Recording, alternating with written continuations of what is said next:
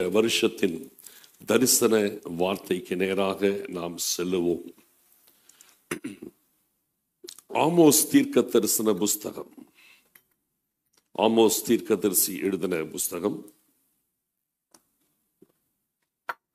4வது அதிகாரம் 12வது வசனம். ஆமோஸ் தீர்க்கதரிசியின் புஸ்தகம் 4வது அதிகாரம் 12வது வசனம். ஆகையால் இஸ்ரவேலே, இந்த பிரகாரமாக உனக்கு செய்வேன். இஸ்ரவேலே, நான் இப்படி உனக்கு செய்ய போகிறபடியினால் உன் தேவனை சந்திக்கும்படி ஆயத்தப்படு. ஆண்டவர் இந்த ஆண்டு நமக்கு கொடுக்கிற வார்த்தை, உன் தேவனை சந்திக்கும்படி ஆயத்தப்படு. இந்த வார்த்தை ஆண்டவரின் கூட பேசும் பொழுது, இந்த வருஷத்துல நவம்பர்லயே ஆண்டவரின் கூட இதை பேசிட்டார். அப்போ நான் ஒன்னு யோசித்தேன், உன் தேவனை சந்திக்கும்படி ஆயத்தப்படு. இந்த வருஷத்தோடு நம்முடைய சபை ஆரம்பிக்கப்பட்டு சரியாய் 20 வருஷம் ஆகிறது. 2005 ஜனவரி ஃபர்ஸ்ட் வீக் நம்ம சர்ச் ஆரம்பிச்சோம். 2004ல கர்த்தர்கிட்ட பேசினாரு. 2005ல சர்ச் ஆரம்பிச்சோம். 20 வருஷத்துக்கு பிறகு மறுபடியும் ஆயத்தப்படுன்னு வந்து ஆண்டவர் நிற்கிறாரு. அன்னைக்கு நீ ஆயத்தப்படு, உன்னோடு கூடிய ஒரு கூட்டத்தை ஆயத்தப்படுத்து, நீ அவர்களுக்கு காவலாளனா இரு என்றார்.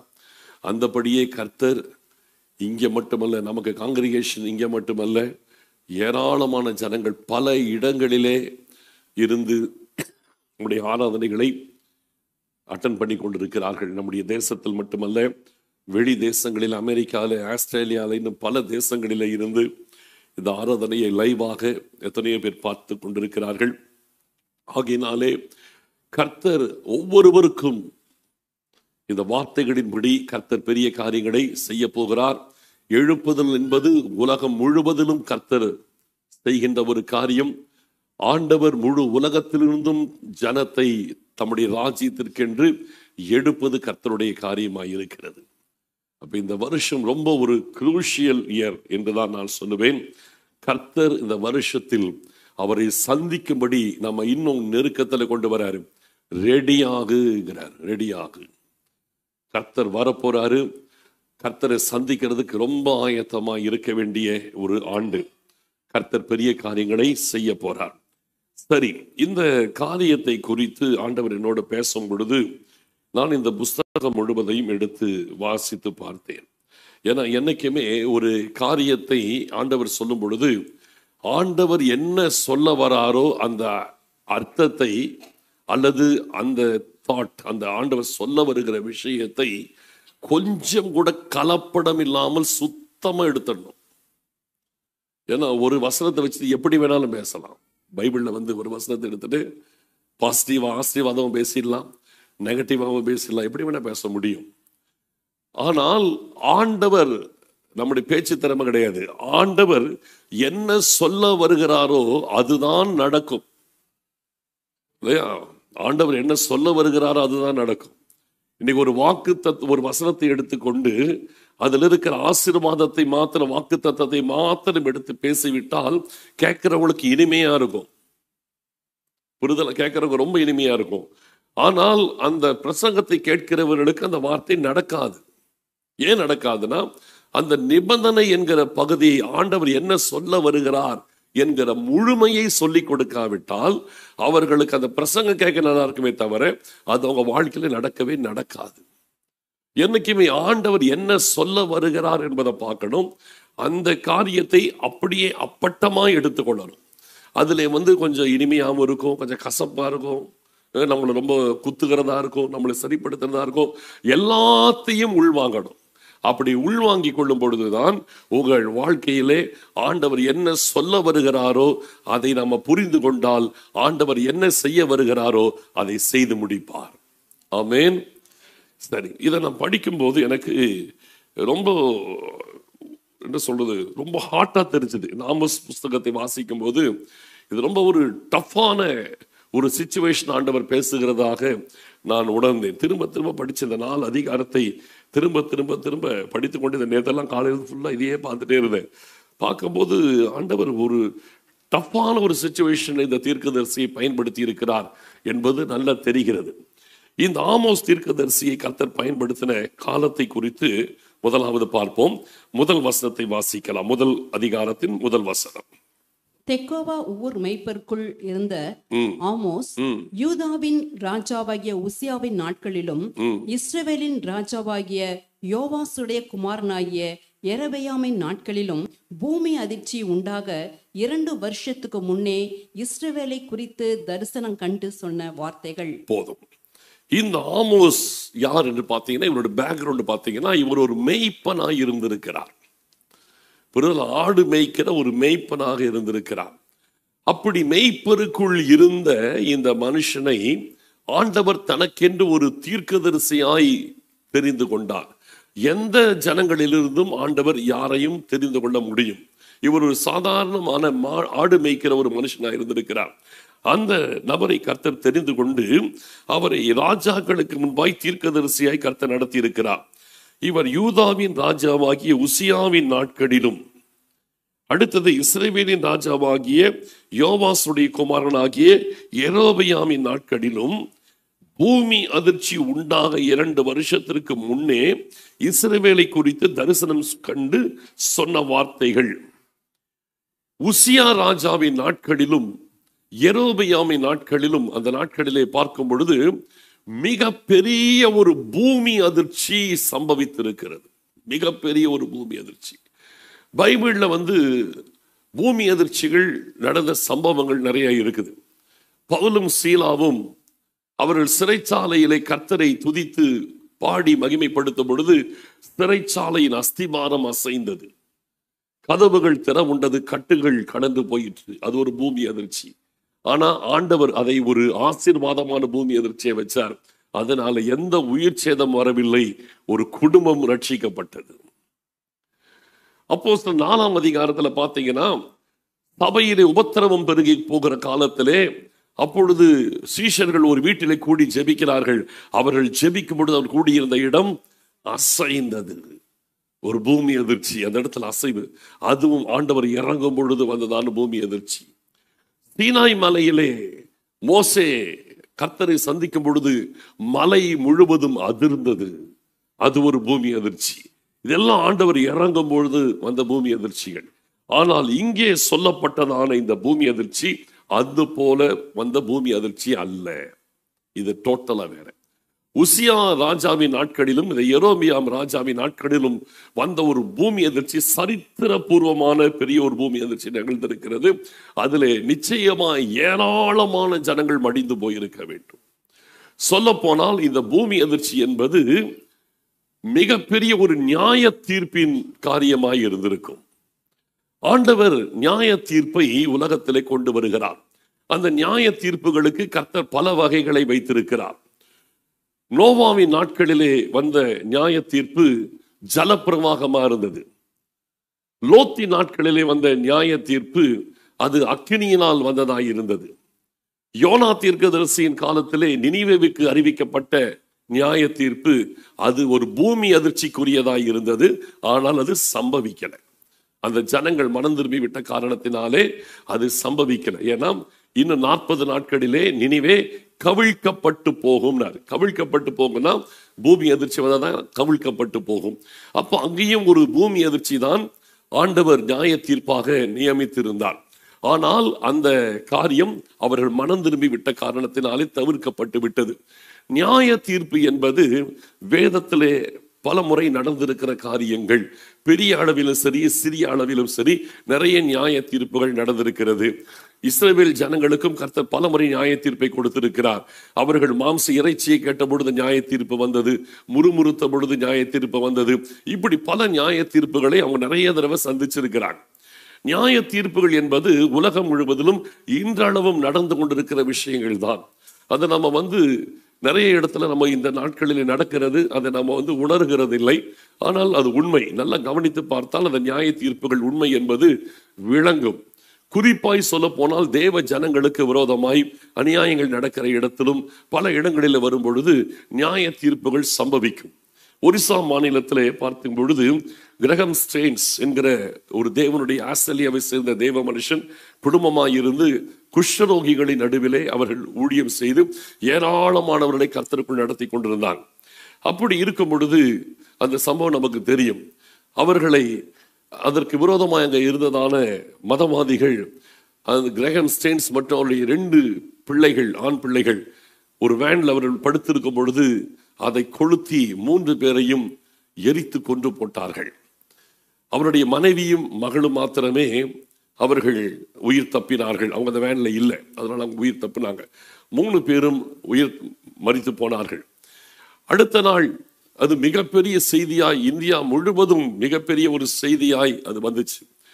வந்த பொழுது அவருடைய மனைவியினிடத்துல எல்லாரும் பத்திரிகையாளர்லாம் வந்து கேட்கிறாங்க, இப்படி செய்து விட்டார்களே, உங்கள் கணவனையும் உங்கள் 2 ஆண் பிள்ளைகளையும் கொளுத்து விட்டார்களே, இப்பொழுது நீங்கள் என்ன சொல்லுகிறீர்கள்? நீங்கள் தொடர்ந்து இந்த தேசத்தில் இருப்பீங்களா, இந்த தேசத்தை விட்டு போயிடுவீங்களான்னு கேட்கும் பொழுது அவங்க சொன்னாங்க, இல்லை, நான் இந்த தேசத்தை விட்டு போகிறது கிடையாது. என் கணவன் செய்த பணியை நான் தொடர்ந்து நான் செய்ய போகிறேன். நான் இந்த சம்பவத்தின் நிமித்தம் நான் இந்த தேசத்தை விட்டு போகிறது இல்லைன்னு தெளிவா சொன்னாங்க. அடுத்தது கூடவே ஒன்று சொன்னாங்க, யாரும் எதிர்பார்க்காத ஒன்று சொன்னாங்க, கேட்காத ஒரு கேள்விக்கு ஒரு பதில் சொன்னாங்க.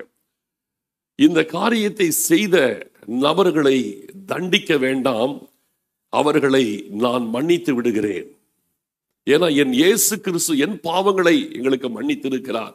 ஆகையினாலே நானும் என் கணவரையும் என் பிள்ளைகளையும் எரித்து கொன்ற நபர்களை நான் மன்னித்து விடுகிறேன், அவர்களை தண்டிக்க வேண்டாம் என்று சொல்லி அவங்க ஓப்பனா பத்திரிகை நிருபரிடத்திலே ஸ்டேட்மெண்ட் கொடுத்தாங்க.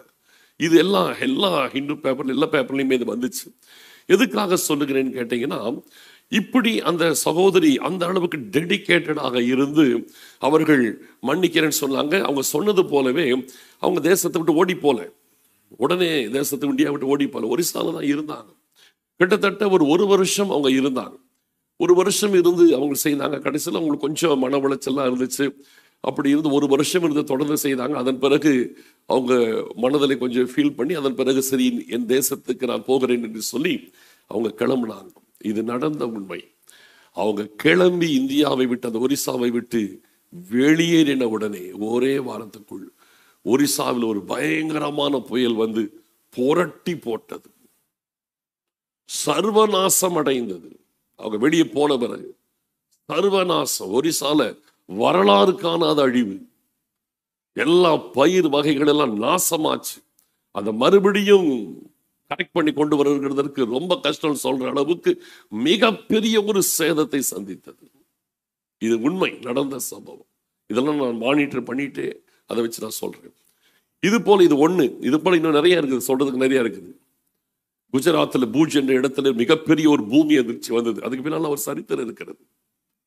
அந்த பூமி அதிர்ச்சி வருவதற்கு முன்னால 1 வாரத்துக்கு முன்னாலேயே குஜராத்தில் எல்லா ஆலயங்களையும் இடிக்க வேண்டும் என்று தீர்மானித்து திட்டமிட்டு அதற்கான ஆட்களை ரெடி பண்ணி போஸ்டர் அடித்து ஒட்டி எல்லாம் ஒருமனப்பட்டு எல்லா ஆலயங்களும், இந்த குஜராத்தில் ஒரு சர்ச் இருக்கக்கூடாது என்று சொல்லி தீர்மானித்து அதற்கான எல்லாம் ரெடி பண்ணி எல்லாம் ரெடியா இருக்கிற நேரத்தில் சடனா வந்துச்சு இந்த பூமி அதிர்ச்சி. எல்லாம் கொலாப்ஸ், அவ்வளவுதான், முடிஞ்சு போச்சு. எதுக்கு சொல்றேன்னா, நியாய தீர்ப்பு என்பது இன்றைக்கும் தேவன் உலகத்தை பார்க்கிறார், ஒவ்வொரு காரியங்களை பார்க்கிறார். பார்த்து நியாய தீர்ப்பை அனுப்புகிறது ஆண்டவருடைய காரியமாக இருக்கிறது. அப்படி இருக்கும் பொழுது இன்றைக்கு நம்ம பார்க்கிற இடத்துல இஸ்ரவேலே ஆண்டவர் சொல்ற காரியத்தை கவனிச்சு பாருங்க. இங்க அவர் என்ன சொல்ல வர்றார்னா, ஆகையால் இஸ்ரவேலே இந்த பிரகாரமாய் உனக்கு செய்வேன். என்ன நியாய தீர்ப்பு? இஸ்ரவேலே, நான் இப்படி உனக்கு செய்ய போகிறபடினால் உன் தேவனை சந்திக்கும்படி ஆயத்தப்படு. இந்த பிரகாரம் செய்வேன், இப்படி செய்ய போகிறபடியால் அப்படின்றது எதை குறிக்குதுன்னு கேட்டீங்கன்னா, நியாய தீர்ப்பை மட்டுமே குறிக்கிறது. நியாய தீர்ப்பு உனக்கு முன்பாக இருக்கிறது.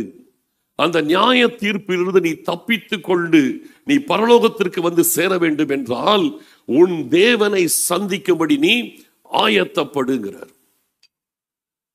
நியாய தீர்ப்பு வாசல் அருகே நிற்கிறது. நீ அதை தவிர்த்து கர்த்தருடைய ராஜ்யத்துக்கு வர வேண்டும் என்றால், அதற்கு தப்ப வேண்டும் என்றால், நீ உன் தேவனை சந்திக்கும்படி ஆயத்தப்படு. உன் தேவனை சந்திக்க ஆயத்தப்படு. அதனாலதான் இந்த புத்தகத்தின் முதல் வசனமே பூமி எதிர்ச்சியோடு ஆரம்பிக்குது. ஃபர்ஸ்ட் வசனமே பாருங்க, பூமி எதிர்ச்சி. இந்த இடத்துல சொல்ல வேண்டியே இல்லை. நேர ஆமோஸை பத்தி சொல்லிட்டு போயிருக்கலாம். ஆமோஸ் ஒரு மெய்ப்பனருக்குள்ள இருந்த ஆமோஸ் சொல்லிட்டு போயிட்டே இருக்கலாம். அது ஆரம்பிக்கும் போதே சொல்றாரு, யூதாவின் ராஜாவாகிய உசியாவின் நாட்களிலும் இஸ்ரவேலின் ராஜாவாகிய யோவாசுடைய குமாரன் ஆகிய யெரொபெயாமின் நாட்களிலும் பூமி எதிர்ச்சி உண்டாக 2 வருஷத்துக்கு முன்னே.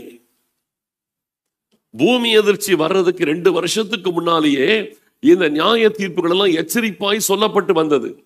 ஆனால் அவர்கள் மனம் திரும்பவில்லை. கடைசியில அந்த பூமி அதிர்ச்சி வந்தே விட்டது.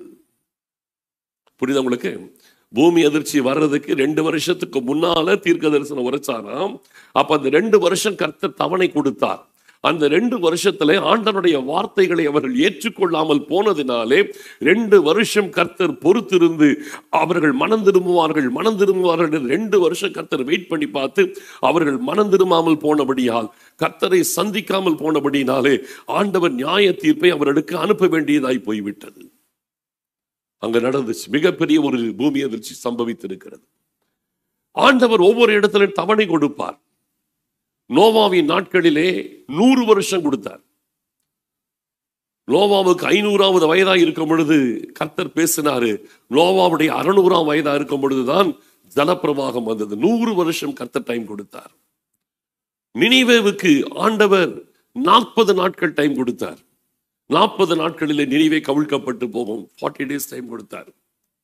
இப்படி கர்த்தர் டைம் கொடுக்கிறார். டைம் கொடுத்து பார்த்து அந்த நேரத்தை அவர்கள் பயன்படுத்த தவறும் பொழுது நியாய தீர்ப்புகள் வருகிறது. நியாய தீர்ப்புகள் ஆண்டவர் வேற வழி இல்லாமல் கொடுக்கிறாரே தவிர விரும்பி கொடுக்கிறது கிடையாது. ஆகையினாலே நியாய தீர்ப்பை ஆண்டவர் அறிவித்தாலும் அதை தவிர்க்கத்தான் ஆண்டவர் விரும்புகிறார். அதில் தப்பித்துக் கொள்ளும்படிக்கு வார்னிங் கொடுத்து கொண்டே இருக்கிறார்.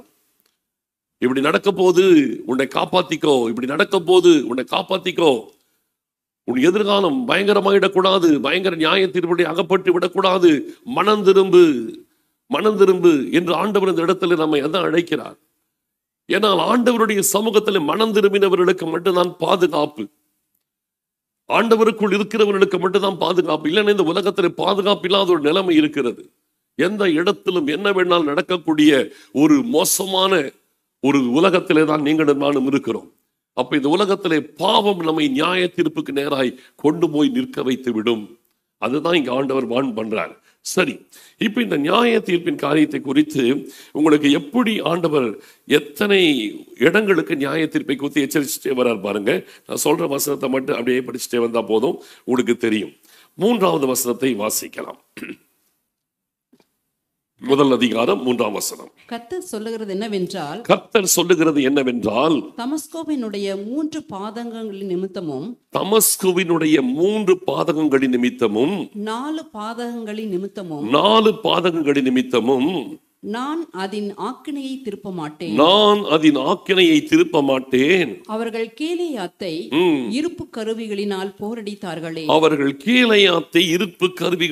போரடித்தார்களே. நான் எல்லாத்தையும் எக்ஸ்பிளைன் பண்ணனா சப்ஜெக்டே பேச முடியாது.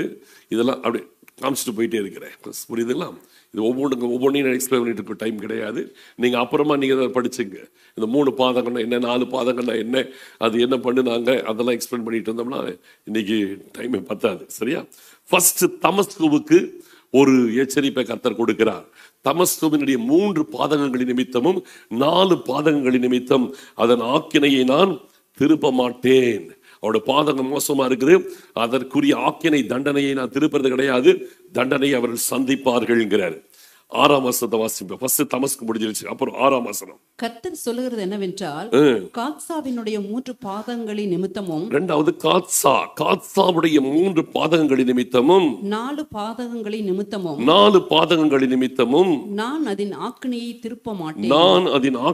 திருப்ப மாட்டேன். அவர்கள் சிறைப்பட்டவர்களை ஏதோமியரிடத்தில் ஒப்புவிக்கும்படி முழுதும் சிறையாக்கினார்களே.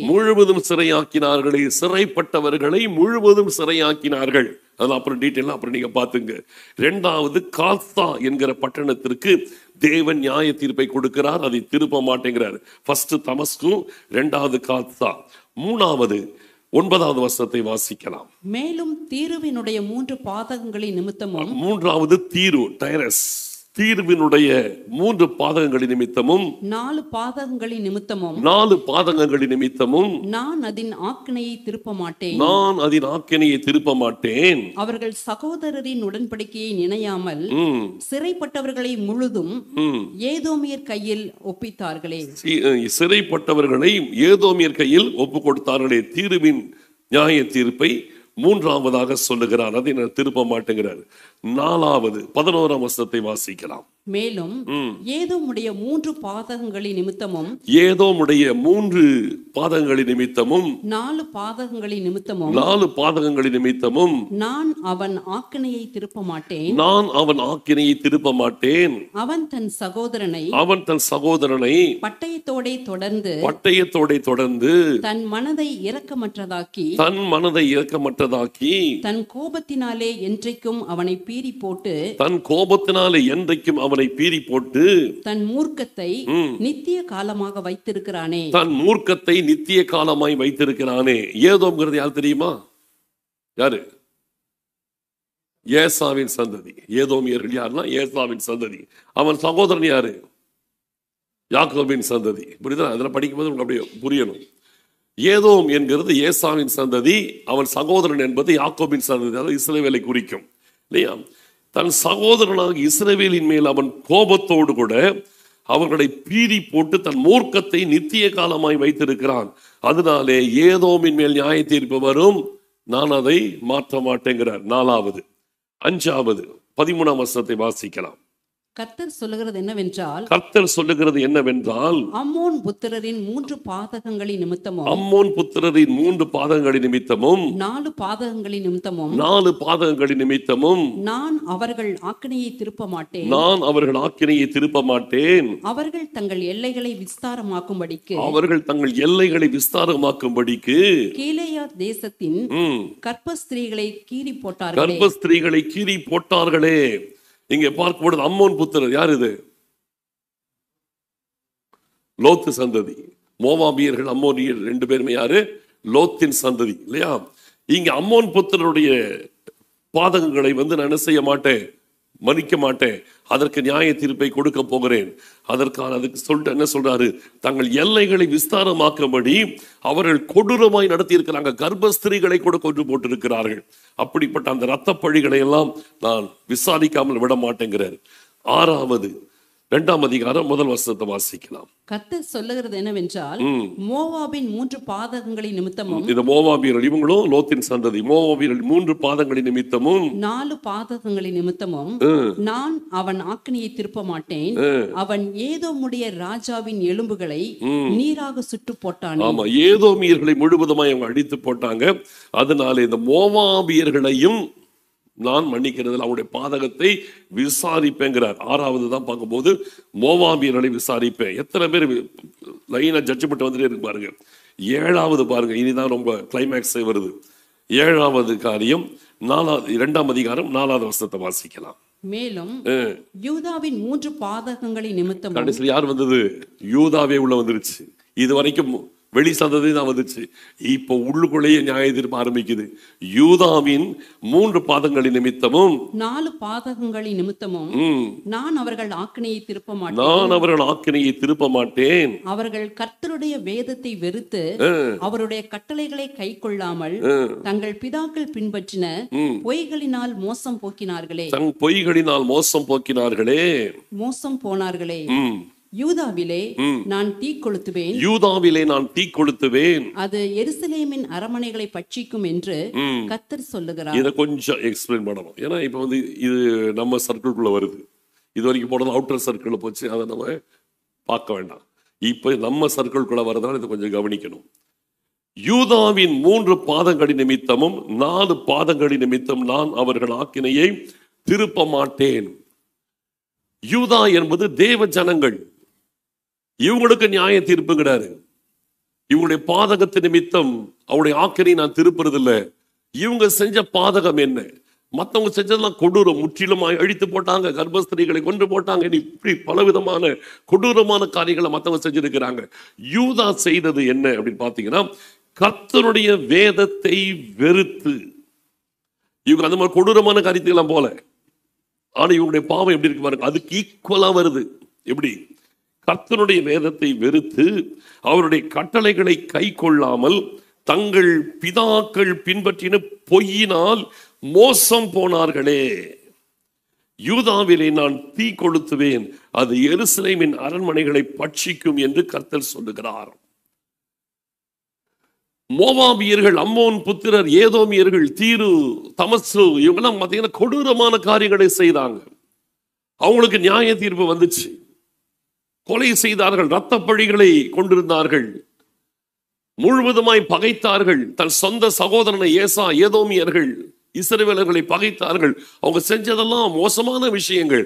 அவங்களுக்கு நியாய தீர்ப்பு வந்தது. ஓகே, யூதாவுக்கே நியாய தீர்ப்பு வந்துச்சு. இவங்க யாரையும் போய் கொலை செய்யல, இவங்க யாருக்கு அநியாயம் பண்ணல, யாரையும் போட்டு அழிக்கல, எல்லாமே பண்ணல. இவங்க தங்களை தாங்களே அழிச்சுக்கிட்டாங்க. யூதாவுடைய காரியம் பார்த்தீங்கன்னா தங்களை தாங்களே அழிச்சுக்கிறாங்க. என்ன? கர்த்தருடைய வேதத்தை வெறுத்து அவருடைய கட்டளைகளை கை கொள்ளாமல் தங்கள் பிதாக்கள் பின்பற்றின பொய்யினால் மோசம் போனார்கள். தேவனுடைய வார்த்தைகளை கை கொள்வதை விட்டு விட்டு தங்கள் பிதாக்கள் சொன்ன கற்பனைகள், பொய்யான காரியங்கள், சகல விதமான பாரம்பரியங்கள், இந்த காரியங்களை ஃபாலோ பண்ணினதுனாலேயே நியாய தீர்ப்பு. நியாய தீர்ப்பு ஆண்டவர் எப்படி மெஷர் பண்றார் பாருங்க. ஆண்டவரை அறியாதவர்களுக்கு அவங்களுடைய துன்மார்க்க கிரியைகளுக்கு தக்கதான நியாய தீர்ப்பு. ஆண்டவரை அறிந்தவர்களுக்கு அந்த லெவலுக்கு போல ஆண்டவர் என்ன செய்யறாரு? நீ வேதத்தை வெறுத்த, அதுக்கே நியாய தீர்ப்பு. அப்ப துன்மார்க்கம் செய்கிற துன்மார்க்கமும் ஆண்டவரை அறியாதவர்கள் செய்த அநியாயங்களும் வேதத்தை வெறுத்து வாழ்கின்ற தேவ பிள்ளைகளின் காரியங்களும் சமமாயிருக்கிறது. புரியுதா? ரெண்டு சமமா இருக்குது. 1ஆம் தேதி இவ்வளவு, எந்த சர்ச்சில் இந்த மாதிரி இருக்கு? 1ஆம் தேதி இப்படி ஒரு நியாய தீர்ப்பு எனக்கு கஷ்டமா இருக்குது. சரி, கர்த்தர் சொன்னதை சொல்லிதான் ஆகணும், நம்ம மாற்ற முடியாது. சரியா? எல்லா தேசத்து ஜனங்களுக்கும் கொடூரமான காரியங்களை செய்ததுனாலே நியாய தீர்ப்பு. ஆனால் தேவ ஜனங்களுக்கு பார்த்தீங்கன்னா ஆண்டவருடைய வசனத்தை, வேதத்தை வெறுத்து அவருடைய கட்டளைகளை கை கொள்ளுகிறதை விட்டு விட்டு பாரம்பரியங்களை பின்பற்றி கொண்டிருந்தவர்கள், அவர்களுக்கும் அதே நியாய தீர்ப்பை கொண்டு வந்து நிற்க வைக்கிறார். இதைத்தான் கொஞ்சம் கவனிக்கணும்னு சொன்னேன். உங்கள் வாழ்க்கையிலே கடந்த நாட்களிலே வேதத்தை நீங்கள் மறந்திருக்கலாம், வெறுத்திருக்கலாம், வாசிக்காமல் வைத்திருக்கலாம், தூக்கி ஒரு மூலையில வச்சிருக்கலாம். ஆனால் இன்றைக்கு கர்த்தர் நமக்கு சொல்லுகிற காரியம், இந்த புது வருஷத்திலே வேதத்தை நேசிக்க பழகுங்கள், வாசிக்க பழகுங்கள், தியானிக்க பழகுங்கள். ஒவ்வொரு நாளிலும் வேதத்தோடு உங்கள் நாட்களை தொடங்குங்கள், வேதத்தோடு வாழுங்கள். பாரம்பரிய கற்பனைகளை தூக்கி எறிந்து விட்டு வேத வசனத்திற்கு நேராய் உங்கள் வாழ்க்கையை திருப்புங்கள் என்பதுதான் ஆண்டவர் நமக்கு கொடுக்கிற மிக முக்கியமான ஒரு செய்தி. வேதத்துக்கு திருப்புங்கள். துன்மார்க்கன் செய்கிற, வேதம் இல்லாத துன்மார்க்கன் செய்கிற துன்மார்க்கத்திற்கும் வேதத்தை வைத்திருக்கிற தேவ பிள்ளைகள் வேதத்தை வெறுக்கிறதற்கும் வித்தியாசம் இல்லைங்கிறார் ஆண்டவர். இதுவும் நியாய தீர்ப்புக்கு ஏதுவானதுதான் அப்படிங்கிறார் ஆண்டவர். அப்ப இந்த இடத்துல பார்க்கும்போது ஆண்டவர் யூதாவின் நியாய தீர்ப்பு பார்த்தீங்கன்னா கிளியரா சொல்றார். வேதத்தை வெறுத்தாங்க, பிதாக்களுடைய பொய்யை ஏற்றுக்கொண்டாங்க. இந்த காரியம் இருக்கக்கூடாது. கர்த்தருடைய வேதத்தின் மேல் பிரியமாயிருந்து இரவும் பகலும் அவருடைய வேதத்தில் தியானமாயிருக்க வேண்டும். அவர்கள்தான் பாக்கியவான்கள்.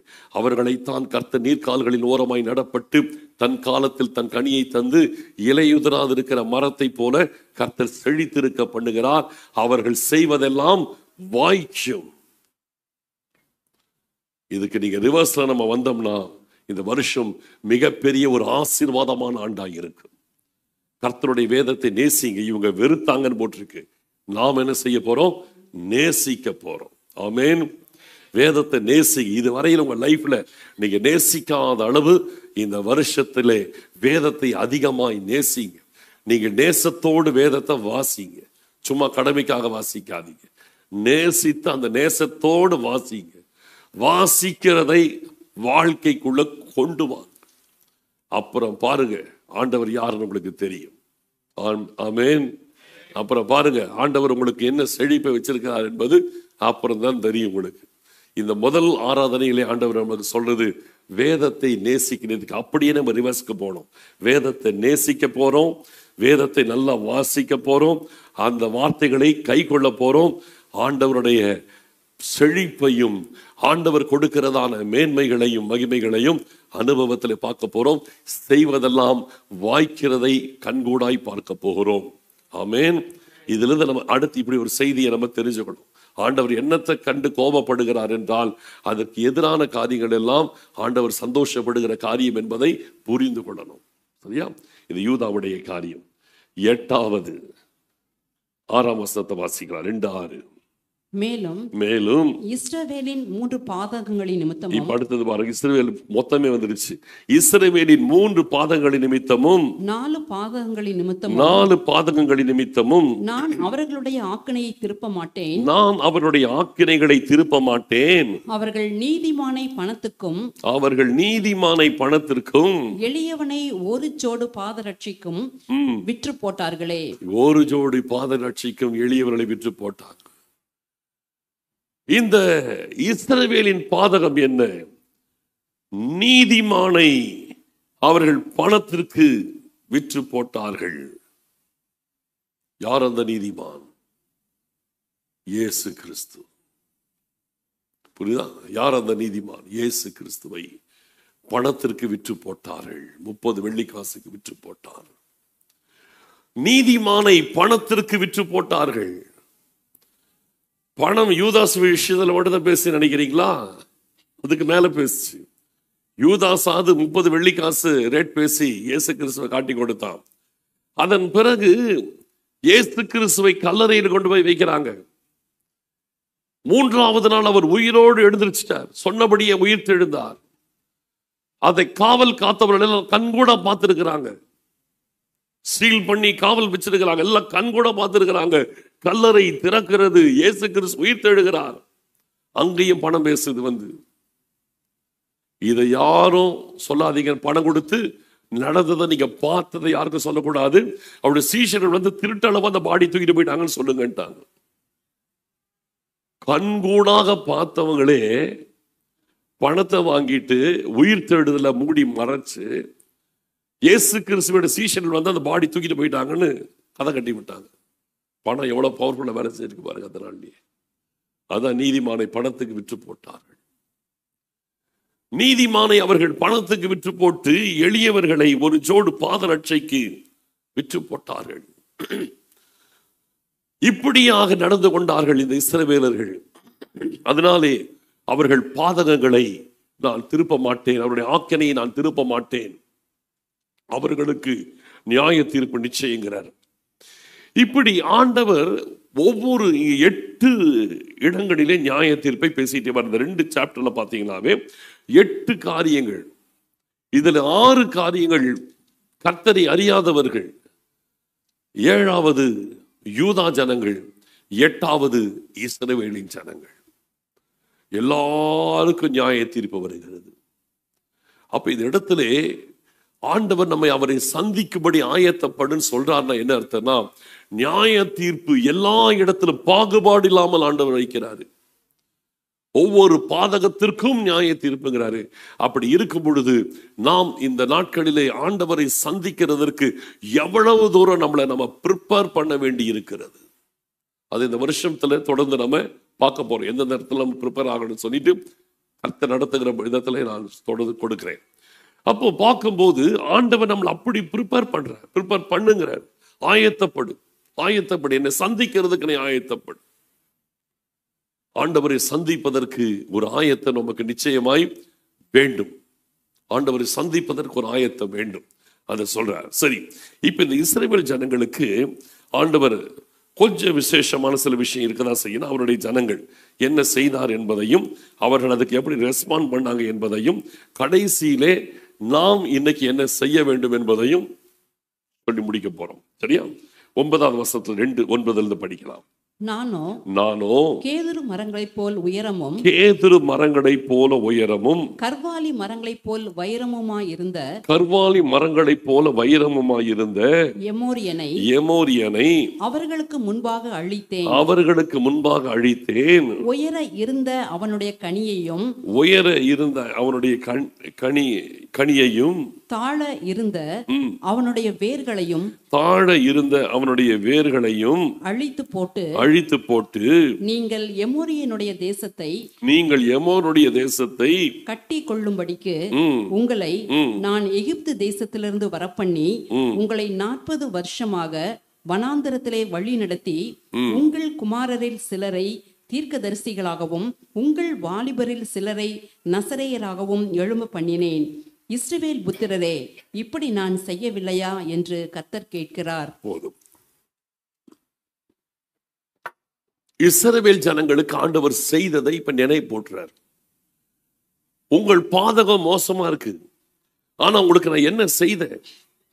உயரமும் நெடியவர்களுமாயிருந்த எமோரியர்கள் மலை நாட்டிலே இருந்தாங்க, கானான் தேசத்தில். ஜெயின்ஸ் எல்லாரும் ராட்சதர்கள். இந்த எமோரியர்களை பார்த்துதான் வேவு பார்க்க போனவங்கள பயந்துட்டாங்க. அவங்களுடைய கண்களுக்கு முன்பாக நாங்கள் வெட்டுக்கிளிகளை போல இருக்கிறான்ட்டாங்க. அவ்வளவு ஹைட், அவ்வளவு தூரம் ஜெயிண்டா இருந்தாங்க, பலசாலிகள். இந்த எமோரியர்களை கர்த்தர் இவர்கள் கையிலே ஒப்பு கொடுத்தார். எப்போ? யோசுவாவின் நாட்களிலே. நீங்க யோசுவாவின் புஸ்தகத்திலே குறிப்பாய் 10ஆம் அதிகாரத்துல படிச்சு பாருங்க, அற்புதமா இருக்கும். எமோரியர்களை கர்த்தர் அவர்கள் கையிலே ஒப்பு கொடுக்கிற நாள் அன்னைக்குதான் கர்த்தர் சூரியனின் சந்திரனை நிக்க வைப்பார். நிக்க வச்சு அதிசயங்களை நடப்பித்து எமோரியர்களை கர்த்தர் இஸ்ரவேல் புத்திரர் கையிலே ஒப்பு கொடுத்து அவர்களுக்கு அந்த கானான் தேசத்தை கர்த்தர் அவர்களுக்கு சுதந்திரமாக கொடுக்கிறார். இதெல்லாம் நான் உங்களுக்கு செஞ்சனே, நீங்கள் என்னுடைய வார்த்தைகளை விட்டு விலகி போனீங்களே. ஆனா இதெல்லாம் உங்களுக்கு நான் செஞ்சும் நீங்க என்னுடைய வார்த்தைகளை விட்டு விலகி போயிட்டீங்களே. இவைகளெல்லாம் நான் உங்களுக்கு செஞ்சும் நீங்கள் என்னுடைய வார்த்தைகளை நிறைவேற்றாமல் நீங்கள் பணத்திற்கு பின்னால போயிட்டீங்களே, நீங்கள் உலகத்தின் காரியத்துக்கு பின்னால போயிட்டீங்களே, என் வேதத்தை நீங்க மறந்துட்டீங்களே என்றுதான் இப்ப ஆண்டவர் என்ன செய்யற, திருப்பி உங்களுக்கு நினைப்பூட்டிட்டு உணர்த்திக்கிட்டே வராரு. இவ்வளவு காரியத்தை செஞ்சுட்டு அதுல உங்கள் குமாரில் சிலரை தீர்க்கதரிசிகளாக ஏற்படுத்தினேன். யுத்தம் செய்து தேசத்தை பிடிக்க வச்ச, ஸ்பிரிச்சுவலா பிளஸ் பண்ண. எப்படி? உங்களுக்குள்ளே இஸ்ரவேல் ஜனங்களுக்குள்ளே இருந்து ப்ராஃபட்ஸ், தீர்க்கதரிசிகளை நான் எழுப்பி இருக்கிறேன். அடுத்து சொல்றாரு பாருங்க, உங்கள் வாலிபரில் சிலரை நசரேயராகவும் எழும்ப பண்ணினேன். நசரேய விரதம் என்பது ஆண்டவருக்கு என்று அர்ப்பணிக்கப்பட்ட ஒரு வாழ்க்கை. இது எண்ணாகமத்தின் புஸ்தகம் 6ஆம் அதிகாரம் முதல் 5 வசனம் படிச்சீங்கன்னா உங்களுக்கு நசரேய விரதம் என்னன்னு தெரியும். அப்புறம் படிச்சுங்க, இப்ப படிக்க டைம் இல்லை. நசரேயர்களாக சிலரை ஏற்படுத்தினேன். இஸ்ரவேல் புத்திரரை, இப்படி நான் உங்களுக்கு செய்யவில்லையா? இவ்வளவு செஞ்சனே, ஆனா நீங்க என்ன பண்ணீங்க? 12ஆம் வசனம், நீங்களோ நசரேயருக்கு திராட்சரசம் குடிக்க கொடுத்து. நசரேயர்கள் திராட்சை பழம் பக்கத்திலே, தோட்டத்துக்குள்ளே, அந்த பக்கத்திலே போகக்கூடாது. திராட்சை பழத்தின் செடி முதற்கொண்டு எங்கின் கிட்டே போகக்கூடாது. ஆனா நீங்களோ திராட்சை ரசத்தை குடிக்க கொடுத்து தீர்க்கதரிசிகளை நோக்கி நீங்கள் தீர்க்க தரிசனம் சொல்ல வேண்டாம் என்று கற்பித்தீர்கள். ஆமா, நான் இப்படி உங்களை ஆசீர்வதித்து உலக பிரகாரமாய் தேசத்தை கொடுத்து, ஆவிக்குரிய பிரகாரமாய் தீர்க்கதரிசிகளை கொடுத்து, நசரேய விரதம் உள்ளவர்களை கர்த்தர் ஏற்படுத்தி எவ்வளவு பண்ணி உங்களை இவ்வளவு அழகா நடத்தி எல்லாத்தையும் நான் உங்களுக்கு செஞ்சேன். ஆனாலும் நீங்கள் என் வேதத்தை மறந்து போய் இப்ப என்ன சொல்றாங்க? தீர்க்கதரிசிகளை பார்த்து நீ தீர்க்க தரிசனம் சொல்லாதேன்றாங்க. அப்படின்னு அர்த்தம், ஆண்டவருடைய வார்த்தை எங்களுக்கு சொல்லாத, ஆண்டவருடைய வார்த்தை எங்களுக்கு வேண்டான்னு அர்த்தம். நசரேயர்களுக்கு திராட்சை ரசம் கொடுத்தாங்க, குடிக்க கொடுத்தாங்க. நசரேயருடைய பிரதிஷ்டையை உடைக்க வச்சாங்க, இடரல் உண்டாக்கினாங்க. அர்ப்பணிக்கப்பட்ட நசரேயருடைய பிரதிஷ்டையை உடைக்கிறதுக்கு காரணமா இருந்தாங்க. தீர்க்கதரிசிகள் வந்து பேச வரும்போது நீங்க சொல்ல வேண்டாம். நாங்க யார் வார்த்தையை தடுத்தாங்க? ஆண்டவருடைய வார்த்தையை தடுத்துட்டாங்க. ஒன்று சொல்றேன், தேவ பிள்ளைகள் ஆண்டவருடைய வார்த்தையை ஆவலாய் வாங்கணும், வாங்கணும், வாங்கணும். சத்தியத்தை வாங்கணும், ஆழமான சத்தியத்தை வாங்கணும். தீர்க்கதரிசிகளின் மூலமாய் வருகிற வார்த்தைகள், ரியல் ப்ராஃபிட்ஸ் மூலமா வர்றது என்னைக்குமே நம்மளை கரெக்ட் பண்றதா இருக்கும். பிளஸ்ஸிங்கா இருக்காது, வெறும் பிளஸ்ஸிங்கா இருக்காது. உண்மையான ஒரு தீர்க்கதரிசியின் வார்த்தை என்னைக்குமே நபர்களை கரெக்ட் பண்றதா இருக்கும். அதுதான் ரியல் ப்ராஃபட்டுடைய காரியம். அப்ப இந்த இடத்துல தீர்க்கதரிசி சொல்ல வேணாம்னு சொன்னாங்க. என்ன அர்த்தம்?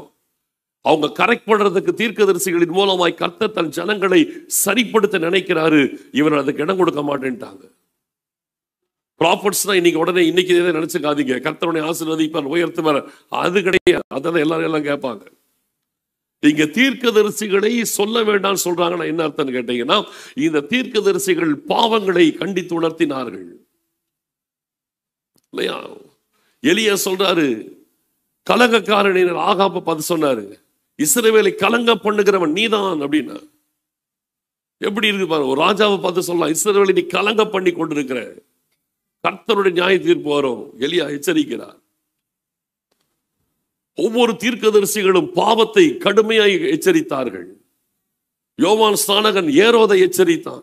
ஒவ்வொரு தீர்க்கதரிசிகளும் பழைய ஏற்பாட்டில் எல்லாரும் சரி ராஜாக்களை எச்சரித்தார்கள், எல்லாரும் எச்சரித்தார்கள். இந்த தீர்க்கதரிசிகளின் வார்த்தைகள் எச்சரிப்புள்ளதாய் ஜனங்களை சரிப்படுத்தக்கூடியதா இருக்கிறதுனாலே, சரிப்படுத்த மனமற்ற ஜனங்கள் தீர்க்கதரிசிகளை பார்த்து நீ தீர்க்கதரிசி சொல்ல வேண்டான்ட்டாங்க. நீங்க சொன்னா எங்களுக்கு குத்துது, நீங்க சொல்ல வேண்டாம். நான் ஒன்று சொல்றேன், நம்மளை கரெக்ட் பண்ற வார்த்தைகள், நம்ம இருதயத்தை குத்துகிற வார்த்தைகளை ஏற்றுக்கொள்ளணுமே தவிர அதை விட்டு ஓடக்கூடாது. சொல்ல வேண்டாம்னு என்ன அர்த்தம்? அதுக்கு தவிர்க்கிறாங்க, அதை விட்டு ஓடக்கூடாது. ஆண்டவர் நம்மை எச்சரிக்கிறார், நம்முடைய குறைகளை சுட்டி காட்டுகிறார், சரிப்படுத்துகிறார்னா அதை ரிசீவ் பண்ணணும். இங்க இந்த ரிசீவ்னு ஒண்ணு வந்துருச்சு, கொடுமை, பிளஸிங், அது செய்வேன் இது செய்வேன், ஐ ரிசீவ் கேவலமா இருக்கு, ரொம்ப கேவலமா இருக்கு. எதை ரிசீவ் பண்ணணும்? தேவனுடைய சத்திய வார்த்தையை ரிசீவ் பண்ணணும். ஆசீர்வாதத்தை இல்லை, தேவனுடைய சத்திய வார்த்தைகளை ரிசீவ் பண்ணணும். இவங்க சத்திய வார்த்தைகளை ரிசீவ் பண்ண ரிஜெக்ட் பண்ணாங்க. தீர்க்கதரிசிகளை பார்த்து நீ சொல்ல வேண்டான்ட்டாங்க. எப்படி பேசுவாங்க? யாருக்கு கேடு? இவங்களுக்கு தான் கேடு. தீர்க்கதரிசிகள் பேசலைன்னா இவங்களுக்கு தான் கேடு. அவருக்கு என்ன, பேசினா பேசுவார், பேசினா போயிட்டே இருப்பார். யாருக்கு கேடு? கேட்க மறுக்கிறவங்களுக்கு தான் கேடு. இதனாலதான் இவங்க நியாய தீர்ப்புக்கு வந்துட்டாங்க. ஆண்டவர் அவர்களுக்கு எமோரியர்களை ஒப்பு கொடுத்தாரு, தீர்க்கதரிசிகளை ஏற்படுத்தினாரு, நசரேயர்களை ஏற்படுத்தினாரு, எல்லாத்தையும் ஆண்டவர் செய்து கொடுத்தார். ஆனால் ஆண்டவருடைய ஆசீர்வாதத்தை அனுபவிச்சாங்க, ஆண்டவருடைய வழி நடத்துதல்களை எதிர்த்து நின்றாங்க. நல்ல கவனிக்க, ஆண்டவருடைய ஆசீர்வாதத்தை அனுபவித்து ஆண்டவருடைய வழி நடத்தலை ஒருபோது நம்ம எதிர்த்து நிற்கவே கூடாது. ஆண்டவருடைய ஆசீர்வாதத்தையும் அனுபவிக்கணும், வேண்டான்னு சொல்லல. அதே நேரத்தில் ஆண்டவருடைய வழி நடத்துதலை பற்றி கொள்ள வேண்டும். ஆண்டவர் நம்மை கண்டிக்கும் பொழுது, உணர்த்தும் பொழுது, எச்சரிக்கும் பொழுது, ஆலோசனை கொடுக்கும் பொழுது அதையும் நம்ம உள்ள வாங்கிட்டே இருக்கணும். அதை வாங்கும் பொழுதுதான் உங்கள் வாழ்க்கை ஸ்திரமாயிருக்கும். நியாய தீர்ப்புக்கு நம்ம தப்பித்துக் கொள்ள முடியும். இல்லைன்னா நியாய தீர்ப்பு வரும். சரி, இப்போ ஆண்டவர் இதெல்லாம் சொல்லி அவங்களுக்கு எச்சரிப்பு கொடுத்துட்டு வந்து இப்ப அவங்கள உணர்த்துறாரு. நான் இப்படி எல்லாம் பண்ணேன், நீங்க கேட்கல, இப்ப வேற வழி இல்லாம நியாய தீர்ப்புக்கு நேரா நீங்க வந்து நிக்கிறீங்க ஆண்டவர் சொல்றாரு. ஆனாலும் ஆண்டவர் அவங்களை விட்டு கொடுக்கல, அவங்களை காப்பாத்துறதுக்கு வழி பண்றாரு. அதுதான் இன்னைக்கு கடைசி நம்ம பார்க்க போறோம். சரியா? இன்னும் நிறைய இருக்கு. நீங்க நான் கொஞ்சம் சொல்ல விட்டுட்டு போறேன். நீங்க வீட்டில் போய் நீங்க இன்னைக்கு ஃபுல்லா எல்லா சாப்டரையும் நீங்க என்ன செய்யுங்க, ஃபுல்லா நீங்க படிச்சுக்கங்க. சரியா? 3ஆம் அதிகாரத்தில் 1-2 வசனத்தை மட்டும் படிக்கலாம். சரியா? 6வது வசனத்துல 6ல் வாசிக்கலாம். 3ஆம் அதிகாரம் 6ல் வாசிக்கலாம். ஊரில் எக்காலம் ஊதினால் ஜனங்கள் கலங்காதிருப்பார்களோ? கர்த்தருடைய செயல் இல்லாமல் ஊரில் தீங்கு உண்டாகுமோ? கர்த்தராகிய ஆண்டவர் தீர்க்கதரிசிகளாகிய தம்முடைய ஊழியக்காரருக்கு தமது ரகசியத்தை வெளிப்படுத்தாமல் ஒரு காரியத்தையும் செய்யார். சிங்கம் கெர்ச்சிக்கிறது, யார் பயப்படாதிருப்பான்? கர்த்தராகிய ஆண்டவர் பேசுகிறார், யார் தீர்க்க தரிசனம் சொல்லாதிருப்பான்? நீங்க தடுக்க பாக்குறீங்க, ஆனா கர்த்தர் பேச நினைக்கிறார். தீர்க்க தரிசனம் வெளிப்பட்டே ஆகும். அவங்களை கரெக்ட் பண்றதுக்கான தீர்க்க தரிசனம் வந்த பொழுது அவங்க கேட்கல. இப்ப நியாய தீர்ப்புக்குரிய தீர்க்க தரிசனம் ஆமோஸ் மூலமாக வருகிறது. இப்ப ஆண்டவர் இந்த காரியத்தெல்லாம் சொல்லிட்டே வர்றாரு. இன்னும் நீங்க பாத்தீங்கன்னா நீங்க அப்படி படிச்சுங்க. நான் இன்னும் முக்கியமான சப்ஜெக்ட் உள்ள போறோம். இந்த 3ஆம் அதிகாரத்துல பார்க்கும்போது மேலும் ஆண்டவர் அவர்களுக்கு உணர்த்திக்கிட்டே வர்றாரு. இப்போ 4th சாப்டருக்கு வந்துருவோம். 4th சாப்டர்ல வரும்போது இங்க இதுதான் நமக்கு சில முக்கியமான விஷயங்கள் இருக்கிறது. இப்போ இந்த ஜனங்கள் இதெல்லாம் தீர்க்கதரிசிகளின் வாயை அடைச்சிட்டாங்க, வேதத்தை மறந்துட்டாங்க, வேற போலியான கற்பனைகளை கை கொள்ள ஆரம்பிச்சுட்டாங்க. இதெல்லாம் பண்ணிட்ட பிறகு இப்போ ஆண்டவர் எச்சரிப்பின் நிலைமையிலிருந்து சிட்சிப்பின் நிலைமை கூட வர்றாரு. ஃபர்ஸ்ட் எச்சரிப்பு, அப்புறம் என்னது சிட்சிப்பு. ஃபர்ஸ்ட் எச்சரிப்பார், அப்புறம் சிட்சிப்பார் வருது பாருங்க. 4ஆம் அதிகாரத்துல 6ஆம் வசனத்துல வாசிக்கலாம். ஆகையால் நான் உங்கள் பட்டணங்களில் எல்லாம் உங்கள் பல்லுகளுக்கு ஓய்வையும் உங்கள் ஸ்தலங்களில் எல்லாம் அப்பக்குறைவையும் கட்டளையிட்டேன். ஆகிலும் நீங்கள் என்னிடத்தில் திரும்பாமற் போனீர்கள் என்று கர்த்தர் சொல்லுகிறார். பல்லுகளுக்கு ஓய்வா? என்ன வார்த்தை பார்த்தீங்களா? பல்லுகளுக்கு ரெஸ்ட் கொடுக்கிறார். அப்படி என்னது? சாப்பாடு இல்லை, சாப்பாடு தான் போட்டு மென்னுட்டு இருப்பீங்கன்ற. பல்லுகளுக்கு ஓய்வை கொடுத்தேன். இல்லையா? பஞ்சத்தை அனுப்புகிறார் பாருங்க. பல்லுகளுக்கு ஓய்வையும் உங்கள் ஸ்தலங்களில் எல்லாம் அப்ப குறைவையும் கட்டளையிட்டேன். பஞ்சத்தை நான் கட்டளையிட்டேன். ஆகிலும் நீங்கள் என்னிடத்தில் திரும்பல. ஃபர்ஸ்ட் வார்ன் பண்ண திரும்பல, அப்புறம் உங்களுக்கு சிக்ஷையை அனுப்பினேன், பஞ்சத்தை கொடுத்த, அதிலும் நீங்கள் திரும்பவில்லை. அடுத்தது 10ஆம் வசனத்தை வாசிக்கலாம். எகிப்திலே உண்டானதற்கு ஒத்த கொள்ளை நோயை உங்களுக்குள் அனுப்பினேன். உங்கள் வாலிபரை பட்டயத்தாலே கொன்றேன். உங்கள் குதிரைகளை அழித்து போட்டேன்.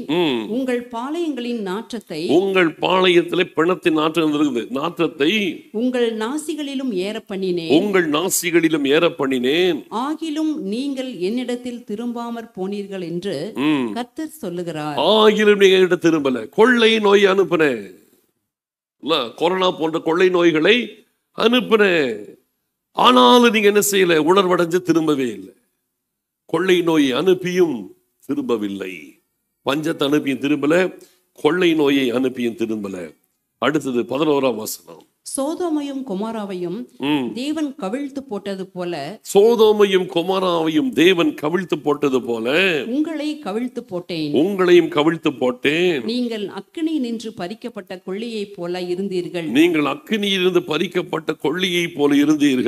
ஆகிலும் நீங்கள் என்னிடத்தில் திரும்பாமற் போனீர்கள் என்று கர்த்தர் சொல்லுகிறார். சோதோம் கொமோராவுக்கு ஒரு பேரழிவு வந்தது ஒரு இமைப்பொழுதுல. அது போல சில காரியங்கள் எல்லாம் கவிழ்த்து போட்டது போல மொத்தத்தையும் அழிவையெல்லாம் கொடுத்தேன். ஆனாலும் மீதியா இருக்கிறவங்க திரும்பவே இல்லை. சரி, இப்ப என்னதான் செய்யறது? எல்லாத்தையும் நான் பண்ணி பார்த்தேன். உங்க நியாய தீர்ப்பை தடுக்கிறதுக்கு என்னென்னமோ பண்ணி பார்த்தேன். என்னை சந்திக்கிறதுக்குள்ள ஆயத்தப்படுத்துறதுக்கு என்னென்னமோ பண்ணி பார்த்துட்டே இருக்கிறேன். எதுவுமே ஒர்க் அவுட் ஆகல. இப்ப 5ஆம் அதிகாரத்துக்கு வருவோம். இங்கதான் சொல்யூஷனே இருக்குது. வாசிக்கலாம். முதல் வசனத்துல வாசிக்கலாம். இஸ்ரவேல் வம்சத்தாரே, உங்களை குறித்து நான் புலம்பி சொல்லும் இந்த வசனத்தை கேளுங்கள். இஸ்ரவேல் என்னும் கன்னிகை விழுந்தாள். அவள் இனி ஒருபோதும் எழுந்திருக்க மாட்டாள். தன் தேசத்தில் விழுந்து கிடக்கிறாள். அவளை எடுப்பாரில்லை. நகரத்திலிருந்து புறப்பட்ட 1000 பேரில் 100 பேரும் 100 பேரில் 10 பேரும் இஸ்ரவேல் வம்சத்தாருக்கு மீந்திருப்பார்கள் என்று கர்த்தராகிய தேவன் சொல்லுகிறார். 100 பேர் பாருங்க. 1000 பேர்ல 100 பேர் தான் மீஞ்சிருப்பாங்க. 100 பேர்ல 10 பேர் 10% தான் இருக்க. மீதி எல்லாம் அழிவை சந்திக்கும்னு சொல்றாரு. அப்புறம் கர்த்தர் இஸ்ரவேல் வம்சத்தாருக்கு சொல்லுகிறது என்னவென்றால், என்னை தேடுங்கள். இங்கதான் பாயிண்ட்டுக்கு வராரு. என்னை தேடுங்கள். இனிதான் ரொம்ப சீரியஸா கவனிங்க. என்னை தேடுங்கள், அப்பொழுது பிழைப்பீர்கள். இப்ப ஆண்டவர் சொல்றாரு, கன்க்ளூஷன் வந்துட்டாரு. எல்லாம் பண்ணி எதுலையுமே நீங்க பண்ணல. ஃபைனலா சொல்றேன், என்னை தேடுங்கள், அப்பொழுது பிழைப்பீர்கள். என்ன தேடுங்க, வேற ஆல்டர்னேட்டிவே கிடையாது. என்னை தேடுங்கள், அப்பொழுது பிழைப்பீர்கள். இப்போ இதை சொல்லும்போது எதை தேடக்கூடாதுன்னு சொல்றாரு பாருங்க, அது ஆச்சரியமா இருக்குது. அடுத்த வசனம், பெத்தேலை தேடாதேயுங்கள், பெத்தேலை தேடாதேயுங்கள், கில்காலிலும் சேராதேயுங்கள், கில்காலிலும் சேராதேயுங்கள், பெயர் சபாவுக்கும் போகாதேயுங்கள், பெயர் சபாவுக்கும் போகாதேருங்கள். ஏனென்றால் கில்கால் சிறையிருப்பாகவும் கில்கால் சிறையிருப்பாகவும் பெத்தேல் பாழான ஸ்தலமாகவும் போகும். பெத்தேல் பாழான ஸ்தலமாகவும் போகும். என்னை தேடுங்கள், அப்பொழுது பிழைப்பீர்கள் சொல்லிட்டு ஒரு 3 பிளேஸ மென்ஷன் பண்றார் பாருங்க. இதான் இதோடைய இந்த செய்தியுடைய சாரமே இங்கதான் இருக்குது. என்னை தேடுங்கள், என்னை மட்டும் தேடுங்க, பிழைப்பீங்க. அப்போ தேடக்கூடாதுன்னு சொல்றத எனக்கு இதை படிக்கும்போது ரொம்ப ஆச்சரியமா இருந்துச்சு. பாகாலை தேடாதிருங்கள், அஸ்தரோத்தை தேடாதிருங்கள் அப்படின்னு போட்டுதான் கரெக்ட், அப்படி ஈஸியா போயிட்டு இருக்கும். என்ன தேடுங்க, பாகாலை தேடாதீங்க, என்ன தேடுங்க, அஸ்தரோத்தை தேடாதீங்க, இப்படி சொல்லிருந்தா ஓகே. ஆனா இங்க சொல்ற ஒரு 3 பட்டணங்களை சொல்றாரு பாருங்க. 3மே பிளஸட் பிளேஸ், 3மே ஆசீர்வாதமான இடம். ஆனா அங்க தேடாதீங்கிறது. ஃபர்ஸ்ட் என்ன சொல்றாரு பாருங்க, பெத்தேலை தேடாதீங்க. 2வது கில்காலையிலே சேராதீங்க. 3வது பெயர் சபாவுக்கும் போகாதீங்க. ஏன்னா கில்கால் சிறையிருப்பாகவும் பெத்தேல் பாழான ஸ்தலமாகவும் போகும். பிளேசஸ் ஸ்பெஷலைஸ் பண்ணாதீங்க, என்ன மட்டுமே நோக்கி பாருங்க. இப்ப இந்த 3ஐயும் கொஞ்சம் கொஞ்சம் அப்படி கொஞ்சம் காட்டுற பாருங்க. பெத்தேல்னா நமக்கு எது ஞாபகம் வருதா யாருக்காது? யாக்கோபு. பெத்தேல்னா நமக்கு டக்கு ஞாபகம் வருது யாக்கோபு. வாசிங்க, ஆதியாகமம் 28வது அதிகாரம் 19வது வசனத்தை வாசிங்க. அந்த ஸ்தலத்திற்கு பெத்தேல் என்று பெயரிட்டான். அதற்கு முன்னே அவ்வூருக்கு லூஸ் என்னும் பெயர் இருந்தது. அதற்கு முன்னே அந்த இடத்திற்கு லூஸ் என்னும் பெயர் இருந்தது. லூஸ் நீங்க வேற அர்த்தத்தில் எடுத்துக்காதீங்க. இங்க சொல்ற லூஸ் அது வேற, சரியா? லூஸ் நீங்க உடனே நம்ம பாஷை, நம்ம லோக்கல் லாங்குவேஜ், அது கிடையாது இது, சரியா? இது வேற. அப்படின்னு ஒரு வார்த்தை தமிழே கிடையாது. லூஸ்ன்ற வார்த்தையே தமிழ்ல கிடையாது, நம்மளா சொல்லிக்கிறது அது. சரி, இப்ப இந்த இடத்துல பாத்தீங்கன்னா பெத்தேல், இதற்கு முன்பதாக அந்த இடத்திற்கு லூஸ், அது இங்கிலீஷ்ல பாத்தீங்கன்னா லஸ்ன்னு இருக்கும், தமிழ்ல தான் லூஸ்ன்னு இருக்குது. அசிங்கமா இருக்குது இந்த வார்த்தை. நம்ம கேட்டு கேட்டு நமக்கு இதுக்கு மோசமான வார்த்தையா இருக்குது இல்லையா? லஸ். சென்னையில பாத்தீங்கன்னா லஸ் கார்டன் ஒரு இடம் இருக்குது, லஸ் இல்ல, மயிலாப்பூர் கிட்ட லஸ் கார்டன். அப்போ அந்த இடத்துக்கு பேர் லஸ், அதான் தமிழ்ல லூஸ்ன்னு போட்டாங்க. சரி, இப்ப இந்த இடத்துல பார்க்கும்போது பெத்தேல், ஏன் இந்த இடத்துல இந்த லஸ் என்ற இடத்துல ஏன் யாக்கோபு இதற்கு பெத்தேல் பேர் வச்சார் அப்படின்னா, அன்றைக்கு ராத்திரி வேளையில் அவன் தூங்கும் பொழுது கர்த்தர் இந்த சொப்பனத்திலே அங்கே இருக்கிறதாக காண்பித்தார். இந்த ஸ்தலம் எவ்வளவு பயங்கரமாய் இருக்கிறது, இது தேவனுடைய வீடை அல்லாமல் வேறல்ல, இது வானத்தின் வாசல் அப்படின்னா, அப்படியெல்லாம் சொல்லிட்டு தான் அந்த இடத்துக்கு பெத்தேல் அப்படின்னு பேர் வச்சான். பெத்தேல் என்பது தேவனுடைய வீடு, வானத்தின் வாசல், எவ்வளவு கர்த்தருடைய பயங்கரமான இடம். மெய்யாகவே இந்த ஸ்தலத்தில் கர்த்தர் இருக்கிறார் அப்படின்னு டிக்ளேர் பண்ணார். அந்த இடத்தில் ஆண்டவர் தன்னை அவனுக்கு வெளிப்படுத்தினார். தன் வீட்டிலிருந்து தன் மாமன் வீட்டுக்கு கால்நடையாய் பிரயாணம் பண்ணி போறான். வழியிலே வனாந்திரம், இந்த லஸ்ங்கிற இடத்தை கிராஸ் பண்ணி போறான். அன்றைக்கு அந்த ராத்திரி வேளையிலே சூரியன் அஸ்தமித்த பொழுது படுத்து தூங்குறான், ஒரு கல்லத்துக்கு வச்சு தூங்குறான். கர்த்தர் ஒரு சொப்பனத்தை கொடுத்து பூமிக்கும் வானத்துக்கும் நடுவிலே சொப்பனத்தை காண்பித்து, அதிலே கர்த்தர் தேவதூதர்கள் ஏறுகிறதை இறங்குறதை காண்பிச்சாரு. மேல ஆண்டவரை நின்று அவனை நேரடியாக பார்க்கிறதை காமிச்சாரு. அவனோடு பேசுகிறார். உன் சந்ததியை நான் கிழக்கிலும் மேற்கிலும் வடக்கிலும் தெற்கிலும் எல்லா திசைகளிலும் பெருக பண்ணுவேன், உனக்குடைய பூமியில் இருக்கிற வம்சங்கள் எல்லாத்தையும் நான் ஆசீர்வதிப்பேன். ஆண்டவர் அருமையாய் வாக்கு கொடுக்கிறார். நீ போகும் எவ்விடத்திலும் நான் உன்னோடு கூட இருந்து உன்னை இந்த தேசத்திற்கு பத்திரமாய் திரும்பி வர பண்ணுவேன். நான் உனக்கு சொன்னதை செய்யும் அளவும் உன்னை கைவிடுவதில்லை. என்ன அருமையை பிராமிஸ் கொடுக்கிறார். கொடுத்த உடனே யாக்கோபு பார்க்கிறாரு, தான் படுத்திருந்த கல்லை தூக்கி நிக்க வச்சு எண்ணெயை ஊத்துறாரு, அபிஷேகம் பண்றாரு, போயிடுறார். இந்த இடம் இனி பெத்தேல் எனப்படும் சொல்லிட்டு போயிடுறாரு. அதனாலதான் இன்னுமோ தெரியல, இன்னைக்கு கல்லை வச்சு என்ன செய்யறாங்க, அபிஷேகம் பண்ணிட்டு உட்கார்ந்துட்டு இருக்கிறாங்க. யாக்கோபு என்ன சென்ஸ்ல பண்ணாருன்னு தெரியல. ஆனா இன்னைக்கு என்ன செய்யறாங்க, எல்லாம் கல்லை வச்சு அபிஷேகம் பண்ணிட்டு உட்காந்துக்கிறாங்க ஜனங்க. அது எப்படி விக்கிரக ஆராதனை ஆயிடுச்சு பாருங்க கடைசியில. அப்ப அந்த இடத்துல நடந்த அந்த செய்கை, இன்னைக்கு அந்த இடத்துல அந்த கல்லை வச்சு அபிஷேகம் பண்ண, எண்ணெயை ஊத்தி அபிஷேகம் பண்ணாருன்னு அந்த இடம் பெத்தேல் எனப்பட்டது. அப்ப அந்த இடத்துல ஸ்பெஷல். நான் ஒன்று சொல்றேன், பூமியில எந்த ஒரு இடமும் ஸ்பெஷல் கிடையாதுங்கிற. அப்படி சில சொன்னா அது ஏமாத்து வார்த்தை. இங்க ஜெபம் பண்ணா நடக்கும், கிடையவே கிடையாது, கிடையவே கிடையாது. ஆண்டவர் எந்த இடத்திற்கும் சொந்தமானவர் கிடையாது, அவர் சர்வலோகத்திற்கும் சொந்தமானவர். புரியுதா? இந்த இடத்துல கர்த்தர் தரிசனமானார், இங்க முட்டி போட்டு ஜெபிச்சு நடக்கும், கிடையவே கிடையாது. அப்படிலாம் கிடையாது, உண்மை கிடையாது. ஏன்னா அப்படிப்பட்ட வதந்திகள், அப்படிப்பட்ட காரியங்கள் இருக்குது இன்னைக்கு. அதனால சொல்றேன், அப்படி கிடையாது, அப்படிலாம் கிடையவே கிடையாது. பெத்தேல்ல கர்த்தர் தரிசனமானார்னா பெத்தேல் அவருடைய இடம்னு எப்படி சொல்ல முடியும் இல்லையா? இப்ப இந்த இடத்துல இந்த ஹால்ல நம்ம வர்ஷிப் பண்றோம், தெய்வ பிரசன்னத்தை அனுபவிக்கிறோம். இப்ப இந்த ஹால்ல கர்த்தர் இங்க தான் இருக்கிறார் அப்படி டிக்ளேர் பண்ணிட முடியுமா? முடியாது. இந்த ஹாலுக்குள்ள நுழைஞ்சாலே நீங்க ஆசீர்வதிக்கப்படுவீங்க சொல்லிட முடியுமா? முடியாது. நாம வரோம், ஆண்டவரை தொழுது கொடுக்கிறோம், ஆண்டவர் நம்மளை சந்திக்க வர்றாரு. இந்த ஹாலை சந்திக்க வரல, நம்மளை சந்திக்க வர்றாரு. நீங்க ரோட்ல போகும்போது ஆண்டவரை துதிச்சுட்டு போங்க, ரோட்ல உங்களோட ஆண்டவர் இருக்கிறாரு இல்லையா? படுக்கையில படுத்திருக்கும் போது ஆண்டவரை துதிங்க, அந்த இடத்துல ஆண்டவரோடு இருக்கிறாரு. யோசேப்போடு கர்த்தர் இருந்தார். போர்த்திமார் வீட்டில் இருக்கும்போது கர்த்தர் அவனோடு இருந்தார் இருக்குது. சிறைச்சாலையில் இருக்கும்போது கர்த்தர் அவனோடு இருந்தார் இருக்குது. அவன் எங்க இருந்தாலும் அவங்க எல்லாம் ஆண்டவர் கர்த்தர் அவனோடு இருந்தார். தானியேலோடு சிங்க கபியில இருந்தார். சாத்ராக் மேஷாக் ஆபேத்நேகோவோடு அக்கினி ஜுவாலையில் இருந்தார். தேவ பிள்ளைகள் எங்க இருக்கிறாங்களோ அங்கெல்லாம் கர்த்தர் இருக்கிறார்.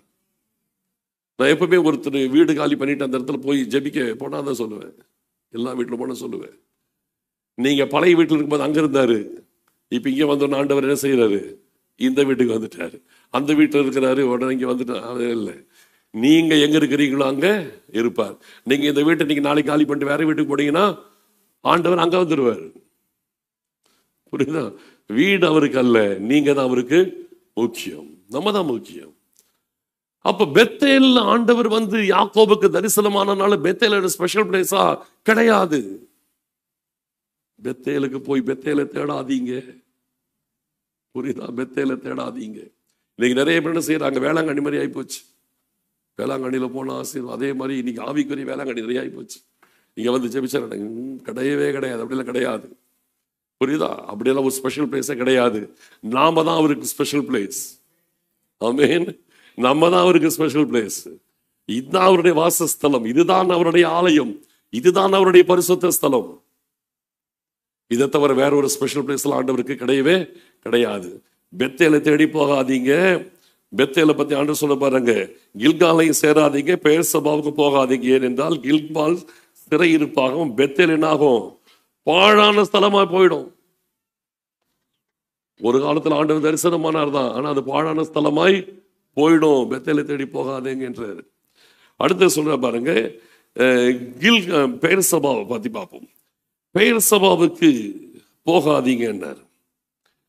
பெயர் சபா என்பது எதை குறிக்கிறது? வாசிங்க. பெயர் சபா தெரியும் என்னன்னு? ஆபிரகாம், அப்புறம் தான் முதல் பெயர் சபா வரைக்குமா? சாமுவேலுக்கு போயிட்டீங்க, ஒரே ஜம்ப். சரி, தான் முதல் பெயர் சபா, ரைட்டா? சரி, பெயர் சபான்றது எதை குறிக்கிறது பாருங்க. ஆதியாகமம் 21:31 படிங்க. அவர்கள் இருவரும் அவ்விடத்தில் ஆணையிட்டுக் கொண்டபடியால் அந்த இடம் பெயர் சபா எனப்பட்டது. அந்த இடம் பெயர் சபா எனப்பட்டது. அவர்கள் இருவரும் அவ்விடத்தில் ஆணையிட்டு கொண்டபடியினால், இந்த ராஜாவும் ஆபிரகாம் என்ன செய்யறாங்க, ஆணையிட்டு கொண்டாங்க. ஆணையிட்டு கொண்டபடியினாலே அந்த இடத்திற்கு பெயர் சபா. பெயர் சபா என்றால் ஆணையிடுதல். ஒருத்தரோட ஒருத்தர் அண்டர்ஸ்டாண்டிங்கோட, நானும் நீ ஃப்ரெண்டா இருக்கலாம், நானும் உனக்கு தீங்கு செய்ய மாட்டேன், நீ எனக்கு தீங்கு செய்ய வேண்டாம், நம்ம ஃப்ரெண்ட்ஷிப்பாக இருக்கலாம் சொல்லிட்டு ஆணையிட்டு கொடுதல், அதுக்கு வேறு தான் பெயர் சபா. இதை இன்னொரு கன்ஃபார்ம் பண்ணுற பாருங்க. 26ஆம் அதிகாரம் ஆதியாகமத்தில் 26ல் 31, 32, 33 3 வசனங்களை படிங்க. அதிகாலையில் எழுந்து ஒருவருக்கொருவர் ஆணையிட்டு கொண்டார்கள். ஒருவருக்கொருவர் ஈசாக்கும் அந்த தேசத்து ஜனங்களும் ஆணையிட்டு கொண்டார்கள். பின்பு ஈசாக்கு அவர்களை அனுப்பிவிட்டான். அந்த தேசத்து ஜனங்களை அனுப்பிவிட்டான். அவர்கள் அவனிடத்திலிருந்து சமாதானத்தோடு போய்விட்டார்கள். அந்நாளில் தானே ஈசாக்கின் வேலைக்காரர் வந்து தாங்கள் துறவு வெட்டின செய்தியை அவனுக்கு அறிவித்து தண்ணீர் கண்டோம் என்றார்கள். அதற்கு சேபா என்று பெயரிட்டான். ஆகையால் அந்த ஊரின் பேர் இந்நாள் வரைக்கும் பெயர் சபா எனப்படுகிறது. இங்க ஏதாவது கன்ஃபார்ம்டா அந்த ஊருக்கு பேர் வருது, பெயர் சபா என்று. ஈசாக்கின் நாட்களிலே அந்த இடத்துக்கு பெயர் சபா என்று பெயர் வருகிறது. இங்கே ஈசாக்குக்கும் அந்த ஊர் ஜனங்களுக்கும் வாக்குவாதம். அவன் எங்க போய் துறவை வெட்டினாலும் அங்கெல்லாம் வந்து தூற்று போடுவாங்க. அவனை துரத்தி அடிச்சாங்க. ஆபிரகாம் வெட்டின துறவுகளை இவன் திருப்பி தோண்டி எடுப்பான், அதை வந்து திருப்பி மூடுவாங்க.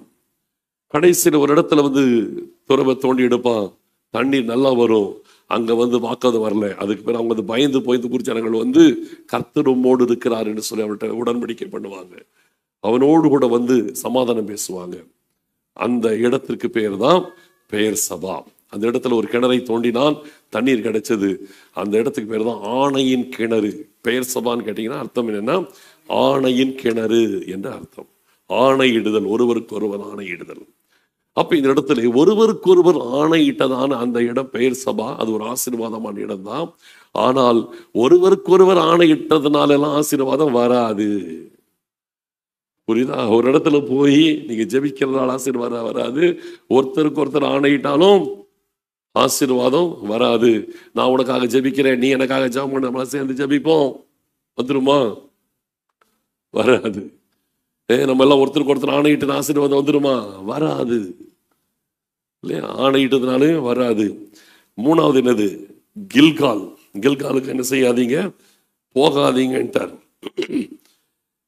ஏனென்றால் கில்கால் சிறையிருப்பாகவும் மாறுன்றார். கில்கால் என்பது எங்க இருக்கு?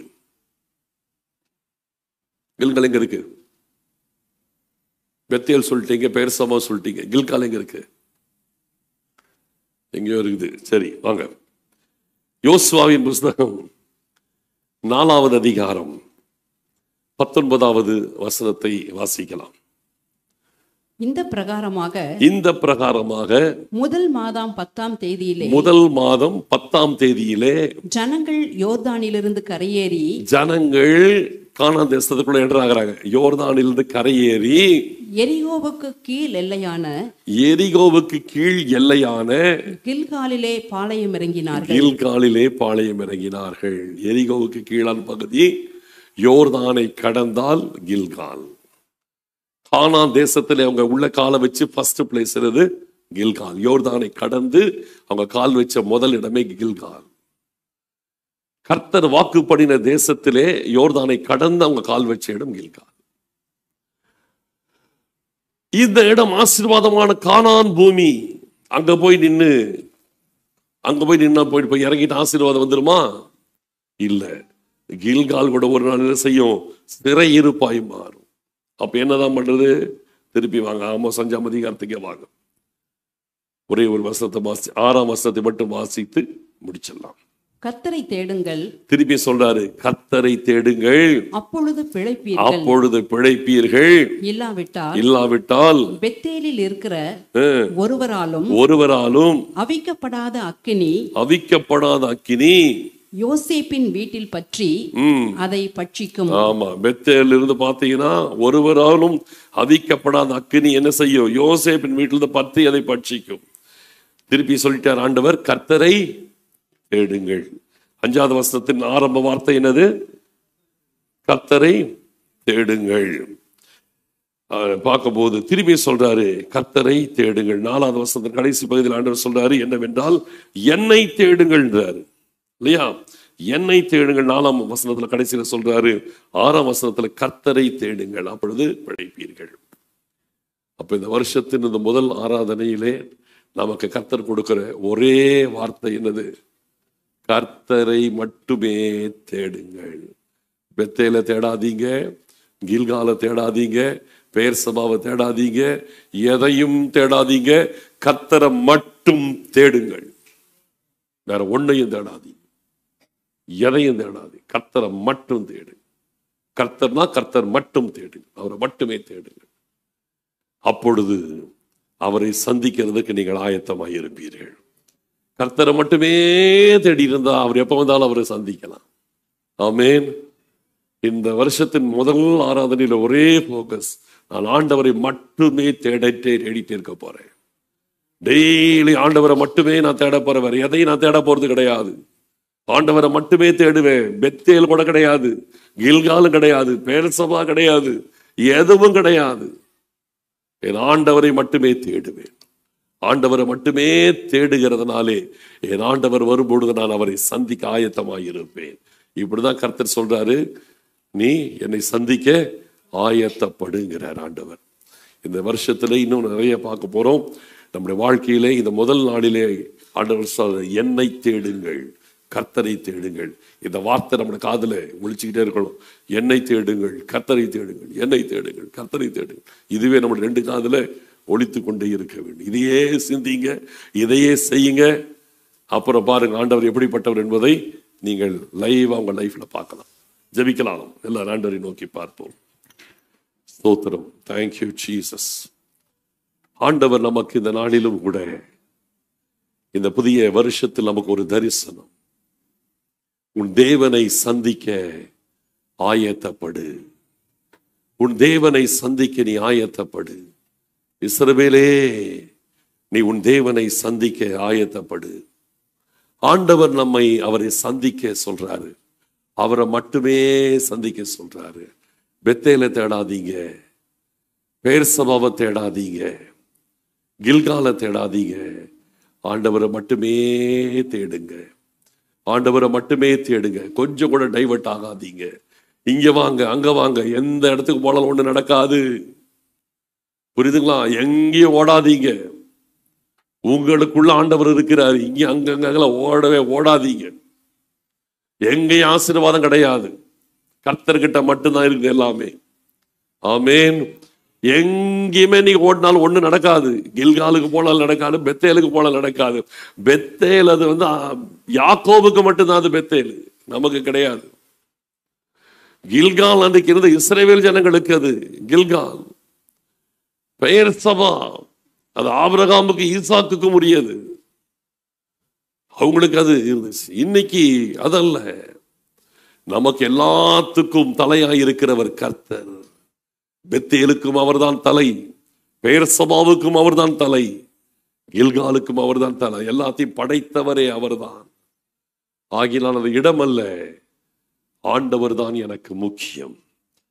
நல்ல தீர்மானம் பண்ணுவோம். சொல்லுங்க ஆண்டவரை பார்த்து, ஆண்டவரே இந்த வருஷத்தின் இந்த முதல் ஆராதனையிலே என்னை தேடுங்கள், கர்த்தரை தேடுங்கள், என்னை தேடுங்கள், கர்த்தரை தேடுங்கள். இந்த வார்த்தை தான் நம்ம காதுல ஒழிச்சுக்கிட்டே இருக்கணும். ஆண்டவர் சொல்றாரு, என்னை தேடுங்கள். தீர்க்கதரிசி சொல்றாரு, கர்த்தரை தேடுங்கள். ஆண்டவர் சொல்றாரு, என்னை தேடுங்கள். தீர்க்கதரிசி சொல்றாரு, கர்த்தரை தேடுங்கள். இது மட்டுமே உங்கள் காதுகளிலே ஒலித்து கொண்டிருக்க வேண்டும். பெத்தேல தேடாதீங்க, கில்கேலா தேடாதீங்க, பெயர்சபாவை தேடாதீங்க, எதையும் தேடாதீங்க. கர்த்தரை மட்டும் தேடுங்கள். ஆண்டவர் இந்த இடத்துல ஏன் அவரை தேட சொல்றாரு? அவரை சந்திக்க ஆயத்தமாயிருக்கும்படி கர்த்தரை தேட சொல்றாரு. ஒவ்வொரு ஜனங்களும், பல ஜாதி ஜனங்களுடைய பாவங்கள் எல்லாம் சொல்லப்படுகிறது, அதெல்லாம் நியாய தீர்ப்புக்கு வருகிறது. ஆனால் யூதாவின் காரியம் பார்த்தீங்கன்னா வித்தியாசமா இருக்குது. அவங்க கொடூரமான பாவம் செஞ்சதை ஒண்ணுமே சொல்லல, ஆனால் கர்த்தருடைய வேதத்தை மறந்து போயிட்டாங்க. அதுதான் அவங்களுடைய பாதகம். யூதாவின் பாதகம் நம்முடைய லைஃப்ல வரக்கூடாது. போன வருஷம் இதுக்கு முன்னால நீங்கள் வேதத்தை மறந்திருக்கலாம். உங்கள் பிதாக்களுடைய கற்பனைகளை கை கொண்டீர்கள், அது வரக்கூடாதுங்கிறாரு. வேதத்தை மறந்து பிதாக்கள் சொன்ன கற்பனைகளை கை கொண்டுட்டு நீங்கள் சோரம் போனீர்கள். நீங்கள் அதனால என்னை விட்டு விலகி போனீங்க, அதனாலதான் நியாய தீர்ப்புங்கிறாரு. அதனாலதான் என் தீயை நான் தீ கொடுத்துவேன்கிறார். எருசலேமில் தீ கொடுத்துவேன்கிறார் ஆண்டவர். அது அரண்மனைகளை பட்சிக்கும்கிறார் ஆண்டவர். தேவ பிள்ளைகளே, கர்த்தரை மட்டும் தேடுங்கள். கர்த்தருடைய வேதத்தை தேடுங்கள். வேத வசனத்தின் மூலமாய் கர்த்தரை தேடுங்கள். அவங்க செஞ்ச காரியம் வேதத்தை மறந்தாங்க. அப்ப நம்ம என்ன செய்யணும்? வேதத்தை நேசிக்கணும். இந்த வருஷத்தின் ஆரம்பத்தில் கர்த்தருடைய வேதத்தை நேசிங்க, வாசிங்க. அதுல இருக்கிற கர்த்தரை தேடுங்கள். எவ்வளவுதான் செய்தி. வேதத்தை நேசியுங்கள், வேதத்தை வாசிங்க, அதுல நீங்கள் பார்க்கிற கர்த்தரை தேடுங்கள். அவ்வளவுதான். அதுல அவர் எப்படி வாழணும்னு சொல்லி இருக்கிறாரோ அப்படி வாழ்ந்து அவரை தேடுங்கள். இதுக்கு மேல ஒண்ணுமே கிடையாது. பெத்தேல்லையும் ஒண்ணு கிடையாது, கில்கால்லையும் கிடையாது, பேர்சபாலையும் ஒண்ணு கிடையாது. உங்கள் கரத்தில் இருக்கிற வேத புத்தகத்துல தான் எல்லாமே இருக்குது. எல்லாம் உங்க கையில் இருக்கிற பைபிள்ல தான் இருக்குது. வேற எங்கேயும் கிடையாது. எங்கேயும் ஓடாது, எங்கேயும் அலையக்கூடாது. எல்லாம் உங்க கையில் இருக்கிற பைபிளே எல்லாமே இருக்குது. இதுக்கு மேல எதுவுமே கிடையாது. வேதத்தை மட்டும் படிச்சு படிச்சு தியானிச்சு தேடி ஆண்டவரை சந்திக்க ஆயத்தப்படுவோம். ஸ்தோத்திரம் ஆண்டவரே. எங்கள் அருமையான பரிசுத்தமுள்ள எங்கள் பிதாவே, தகப்பனே, இந்த நாளிலும் கூட அப்பா உம்முடைய சமூகத்தில் எங்கள் வாழ்க்கையில் இந்த புதிய வருஷத்தில் உம்மை சந்திக்கும்படி நாங்கள் ஆயத்தப்படுவதற்கு எப்படி இருக்க வேண்டும் என்பதை சொல்லிக் கொடுத்தீங்க. எதை செய்யக்கூடாது, எதை செய்யணும், எதை தேடக்கூடாது, யாரை தேடணும், தெளிவா எங்களுக்கு சொன்னதற்காக ஸ்தோத்திரம். உம்மை சந்திப்பதற்கு நாங்கள் எப்பொழுதும் ஆயத்தமாய் வாழ எங்கள் ஆண்டவர் எங்களுக்கு கிருபை செய்வதற்காக ஸ்தோத்திரம் அப்பா. எங்களை தாழ்த்தி உடைய கிருபையுள்ள கரங்களில் ஒப்பு கொடுக்கிறோம்.